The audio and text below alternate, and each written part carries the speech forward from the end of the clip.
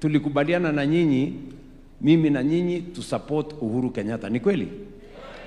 Si tulimsupport mpaka akamaliza miaka 10, si ndio? Alafu nyinyi mkasema wacha huyu mtu akuje pia ametusaidia hapo, wacha na sisi tumsukume, ama namna gani? Na mimi nataka niwaulize, unajua watu ya mlima, si ndio? Ni watu ambao mimi sio mgeni kwao na wao sio wageni kwangu. Nego kana tiko, si ndio?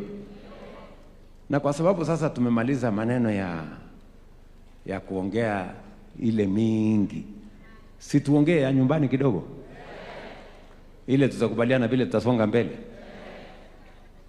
Sasa niwaulize nyinyi,